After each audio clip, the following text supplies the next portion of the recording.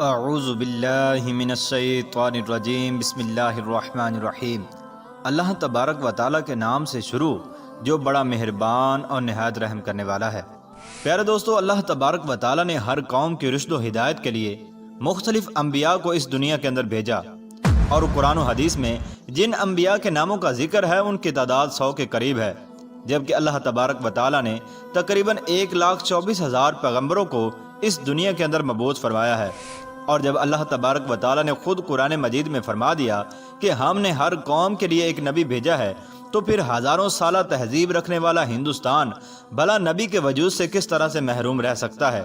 جبکہ اللہ تبارک و تعالیٰ کے پہلے نبی حضرت آدم علیہ السلام کو اسی سرزمین ہند کے اندر ہی اتارا گیا تھا۔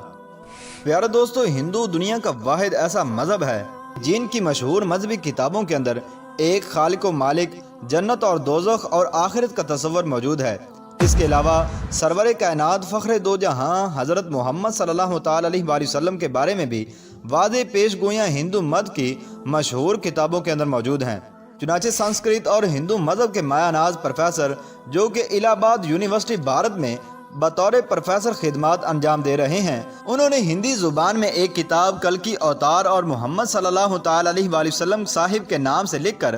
بھارت میں تہلکہ مچا دیا، جس کا بہت سی زبانوں میں ترجمہ بھی کیا جا چکا ہے، جبکہ ہندوؤں کے بڑے بڑے پنڈت بھی اس کتاب کو جھوٹا ثابت کرنے میں ناکام ہو چکے ہیں۔ ناظرین گرامی، اس کتاب میں لکھاری نے ان تمام پیش گوئیوں کو یکجا کر دیا ہے جو کہ ہندوؤں کی مقدس کتابوں میں اللہ کے آخری نبی حضرت محمد صلی اللہ تعالی علیہ وآلہ وسلم کے بارے میں لکھی ہوئی تھیں۔ ہندوؤں کا یہ عقیدہ ہے کہ برائیوں کے خاتمے کے لیے 10 اوتاروں یعنی پیغمبروں نے اس دنیا میں آنا ہے، جن میں 9 پچھلے 3 یوگ یعنی ادوار میں آ چکے ہیں، اور اب آخری دور یعنی کل یوگ میں کلکی اوتار یعنی آخری نبی کو آنا ہے، جبکہ ہندوؤں کا یہ بھی ماننا ہے کہ یہ کل یوگ کئی ہزار سال پہلے شروع ہو چکا ہے اور دنیا کے تباہ ہونے تک یہی دور رہے گا۔ اسی لیے ہندو اب آخری کلکی اوتار یا آخری مسیحا کے منتظر ہیں، جس کی خبر ان کی تمام مقدس کتابوں میں دی گئی ہے۔ ہندوؤں کی جانی مانی کتاب بھگوت پران میں لکھا ہے کہ کل یوگ یعنی آخری دور کا ایک بڑا حصہ گزر چکا ہے، اور یہی وہ دور ہے کہ جس میں بھگوان نے آخری اور طاقتور اوتار کو بھیجنا ہے۔ پیارے دوستو، یہ یاد رہے کہ پیغمبر اور اوتار ہم معنی الفاظ ہیں جن کا تصور ہندو مذہب میں موجود ہے۔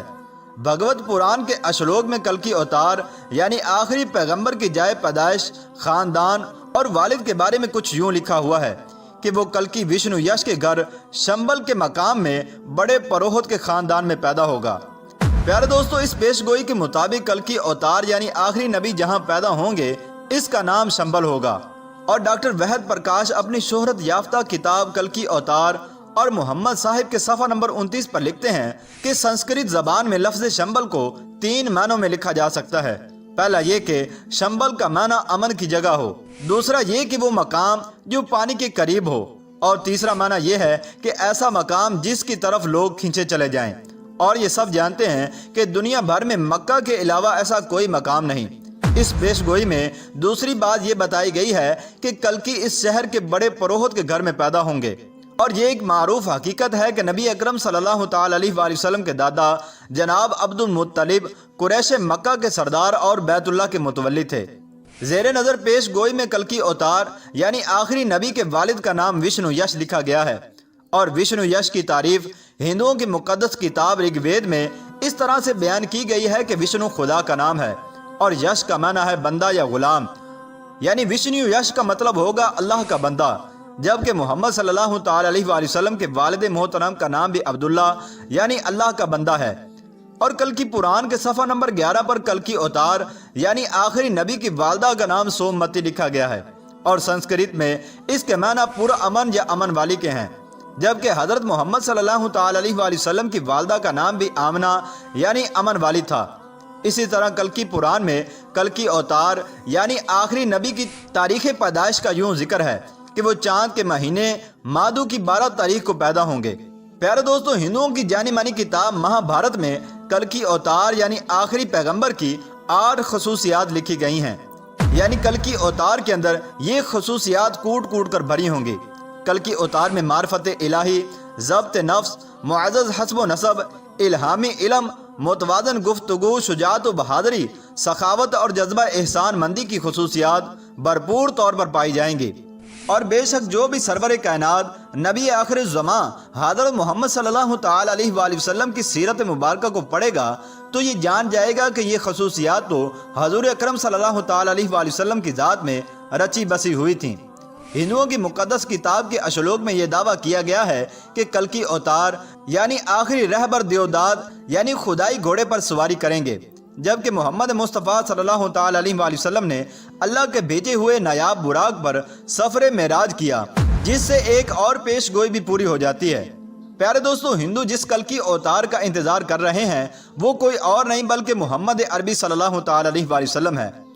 پیارے دوستو، ان تمام پیشن گوئیوں سے یہ بات ثابت ہوتی ہے کہ ہندو جس آخری کلکی اوتار کا انتظار کر رہے ہیں وہ کوئی اور نہیں بلکہ محمد عربی صلی اللہ تعالی علیہ وآلہ وسلم ہے، اور ان کی مقدس کتابوں کے اندر جس آخری مسیحا یعنی کلکی اوتار کا ذکر ہے اور ان کے بارے میں جو تمام پیشن گوئیاں کی گئی ہیں وہ حضور اکرم صلی اللہ تعالی علیہ وآلہ وسلم کی ذات اقدس کے اندر موجود ہیں۔ لہذا یہ تمام پیشن گوئیاں اس بات کو ثابت کرتی ہیں کہ ہندو جس نبی کی امت ہیں وہ حضور اکرم صلی اللہ تعالی علیہ وآلہ وسلم کی ذات اقدس ہے، جو کہ آج سے 1450 سال پہلے اس دنیا کے اندر تشریف لا چکی ہے۔